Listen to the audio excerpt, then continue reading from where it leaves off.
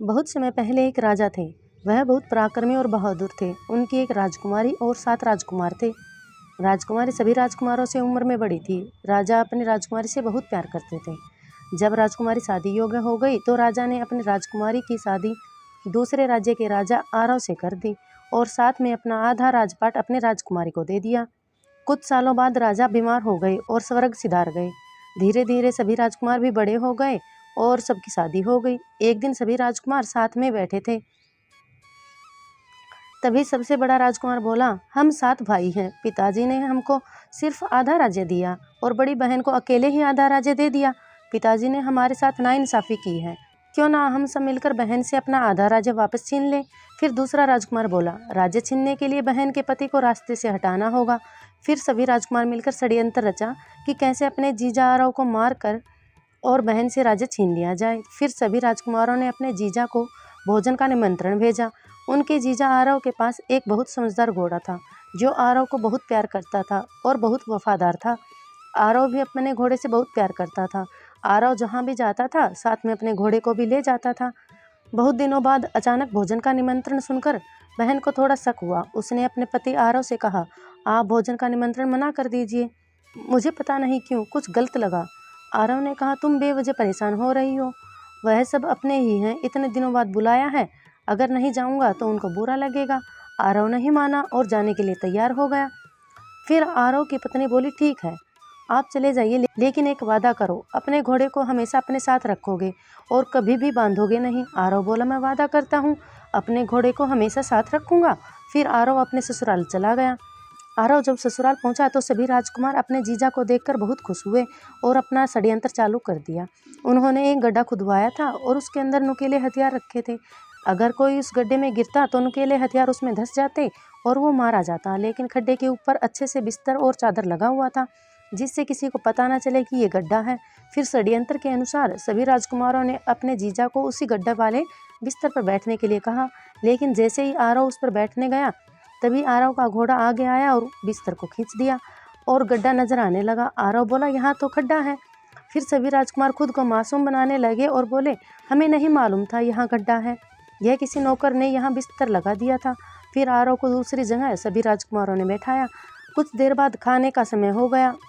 फिर सब साथ में खाने बैठ गए, लेकिन आरव के खाने में जहर था। इससे पहले कि आरव खाना खाता, घोड़े ने आरव का खाना गिरा दिया और आरव ने दूसरा खाना खाया जिससे उसकी जान बच गई।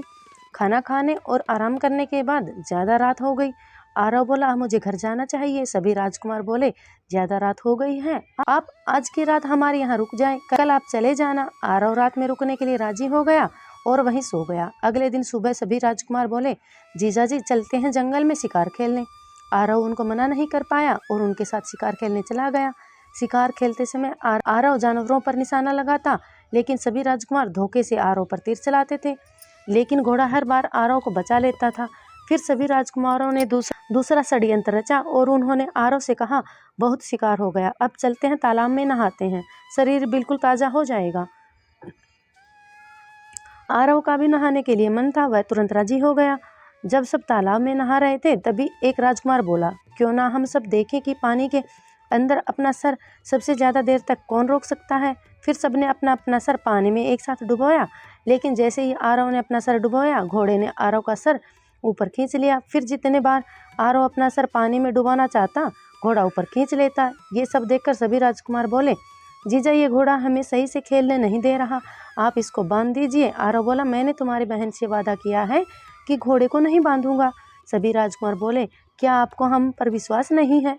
हम सब आपकी रक्षा के लिए हैं, फिर इस घोड़े की क्या ज़रूरत है? आरव उनकी बातों में आ गया और वह अपने घोड़े को एक विशाल पेड़ में बांध दिया। फिर दोबारा पानी में नहाने चला गया। सब साथ में पानी के अंदर अपना अपना सर किए, लेकिन सभी राजकुमार तुरंत अपना सर बाहर कर लिया, लेकिन आरव अपना सर पानी के अंदर ही रखा। आरव समझ रहा था यह खेल है, लेकिन वह राजकुमारों की चाल थी। फिर जैसे ही आरव अपना सर पानी से बाहर किया तभी राजकुमारों ने तलवार से हमला कर दिया। आरव उनकी चाल न समझ सका और मारा गया। फिर राजकुमारों ने आरव को जंगल में दफना दिया और वापस घर चले आए। उधर आरव की पत्नी आरव का इंतजार कर रही थी। जब कई दिनों तक आरव घर नहीं आया तो आरव की पत्नी अपने मायके आई और अपने भाइयों से आरव के बारे में पूछा। तब सभी राजकुमारों ने झूठ बोला कि आरव तो अगले दिन चला गया था, वह यहाँ नहीं है। आरव की पत्नी रोने लगी और आरव को ढूंढने लगी। राजकुमारों की पत्नियां भी इस षड्यंत्र में मिली हुई थी, केवल छोटे राजकुमार की पत्नी को छोड़कर।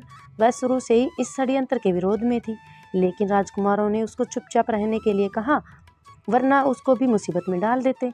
आरव की पत्नी जब कई दिनों तक रोती रही, तब छोटे राजकुमार की पत्नी से नहीं रहा गया। उसने आरव की पत्नी से कहा, आप इतना रो रही हैं, जाइए थोड़ा तालाब की तरफ घूम कर आइए, आपको थोड़ा शांति मिलेगी। छोटे राजकुमार की पत्नी सीधा सीधा नहीं बता सकती थी, क्योंकि उसकी अपनी जान का भी तो डर था। फिर आरव की पत्नी तालाब की तरफ घूमने चली गई। जब वह वहां पहुंची तो उसने देखा कि तालाब का पानी लाल है। वह समझ गई कि आरव अब इस दुनिया में नहीं है। वह वापस घर आई और अपने सभी भाइयों से झगड़ने लगी।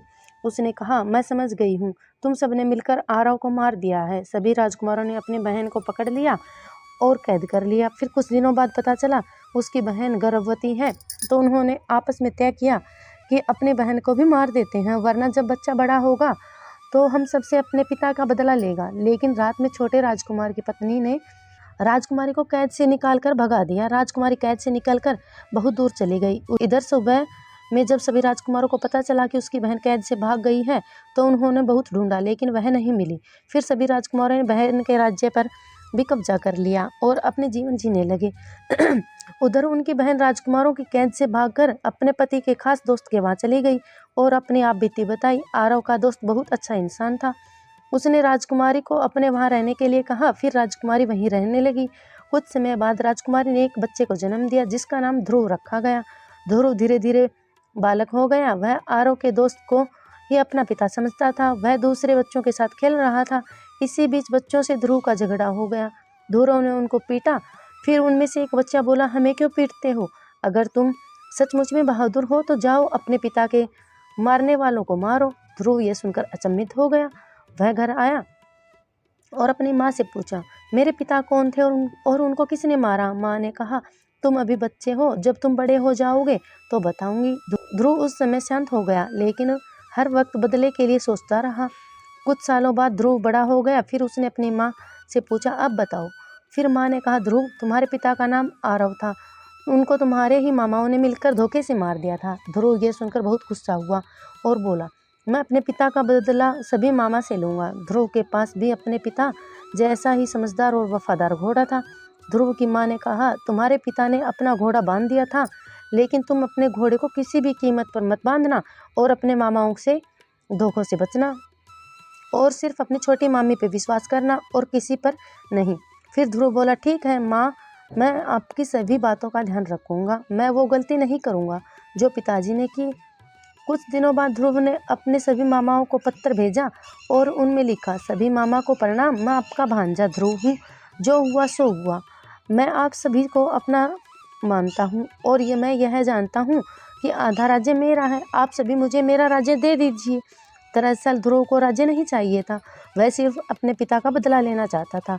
यह पत्र तो ध्रुव की चाल थी। जब यह पत्र सभी मामाओं को मिला, तब सब हैरान होकर परेशान हो गए। वह नहीं जानते थे कि उनकी बहन अभी भी जिंदा है और उसका एक पुत्र भी है। फिर सभी मामाओं ने षड्यंत्र रचा। वे आपस में बोले, ध्रुव को भी उसके पिता की तरह ही धोखे से मारेंगे। फिर सबने मिलकर ध्रुव को भोजन पर निमंत्रण भेजा और बोले, प्यारे ध्रुव, आ जाओ, हम सब तुमको आधा राज्य दे देंगे। ध्रुव अपने घोड़े के साथ मामा के वहां चला दिया। माँ बोली, बेटा सावधान रहना। ध्रुव बोला, घबराओ मत माँ, मैं हमेशा सतर्क रहूंगा। फिर ध्रुव मामा के राजमहल की तरफ चला गया। जब ध्रुव मामा के वहां पहुंचा तो सभी मामा पहले से ही ध्रुव का इंतजार कर रहे थे। वे सभी ध्रुव को देखकर बहुत खुश हुए और अपना षड्यंत्र चालू कर दिया। उन्होंने ध्रुव को भी वैसे ही गड्ढे पर बैठने के लिए कहा, जिसके अंदर नुकीले हथियार लगे थे और ऊपर बिस्तर लगा था। जैसे ही ध्रुव बिस्तर पर बैठने गया, उसके घोड़े ने बिस्तर खींच दिया। बिस्तर खींचते ही गड्ढा नजर आने लगा। ध्रुव बोला, ये तो गड्ढा है। फिर सभी मामा खुद को निर्दोष बताने लगे। सभी बोले, हमें नहीं पता था वह गड्ढा है। फिर उन्होंने ध्रुव को दूसरी जगह बिठाया, बातचीत करने लगे। फिर कुछ समय बाद भोजन का समय हो गया, सब खाने के लिए बैठ गए, लेकिन ध्रुव के खाने में जहर था। सब बोले, खाना चालू करते हैं। तभी ध्रुव बोला, मैं इतने दिनों बाद आया हूँ, जब तक मेरी सभी मामियाँ कुछ गिफ्ट नहीं देंगी तब तक मैं भोजन नहीं करूँगा। सभी मामियाँ जानती थी भोजन में जहर है, ध्रुव खाते ही मारा जाएगा, इसलिए सब तुरंत राजी हो गई गिफ्ट देने के लिए, क्योंकि वो सब जानती थी ध्रुव को मरते ही उनका गिफ्ट वापस उनको मिल जाएगा। फिर सबने अपना अपना कोई एक गहना ध्रुव को दे दिया। केवल छोटी मामी ने गहना नहीं बल्कि एक चिट्ठी छिपा कर दी। उस चिट्ठी में लिखा था, ध्रुव तुम्हारे भोजन में जहर है। ध्रुव को अब पता चल गया था भोजन में जहर है। फिर ध्रुव ने कहा, हम सब पहली बार एक साथ भोजन कर रहे हैं, इसलिए सब एक ही थाली में एक साथ खाएंगे। यह कहकर ध्रुव ने सबका खाना एक थाली में कर दिया, साथ में अपना जहर मिला खाना भी उसी थाली में कर दिया। फिर सब घबरा गए और सब अलग अलग बहाने बनाने लगे न खाने के लिए। फिर दूसरा खाना आया, फिर सबने साथ में खाया। रात ज़्यादा हो गई, ध्रुव मामा के वहाँ ही सो गया। अगले दिन सभी मामा ध्रुव से बोले, चलो चलते हैं शिकार खेलने। ध्रुव बोला, ठीक है चलते हैं। फिर सब एक साथ जंगल को चले गए। फिर कोई भी जानवर दिखता सभी मामा जानवर के बहाने ध्रुव पर तीर चला देते, लेकिन ध्रुव हमेशा तैयार रहता, वह खुद को बचा लेता। वह भी जब मौका पाता तो मामाओं पर तीर चला देता। इस तरह शिकार करते करते सब थक गए। फिर मामा बोले, चलते हैं तालाब में नहाने। ध्रुव बोला, ठीक है चलते हैं। फिर सब तालाब में नहाने। यह वही तालाब था जिसमें ध्रुव के पिता को मारा गया था। नहाते नहाते जब राजकुमार पानी के अंदर गया तो सभी मामा एक साथ हमला कर दिए। ध्रुव भी पहले से तैयार था, वह भी अपने सभी मामा पर हमला कर दिया। बहुत देर तक लड़ाई हुई। ध्रुव ने एक एक करके सभी मामा को मार डाला और फिर अपने मामा के घर पहुंचा और अपने सभी मामियों को कैदी बनाकर जेल में डाल दिया। केवल सबसे छोटी मामी को कुछ नहीं किया। जो आधा राज्य सभी मामा ने छीना था वह ध्रुव ने ले लिया और बाकी राज्य अपनी छोटी मामी को दे दिया और फिर अपनी माँ के साथ ध्रुव रहने लगा।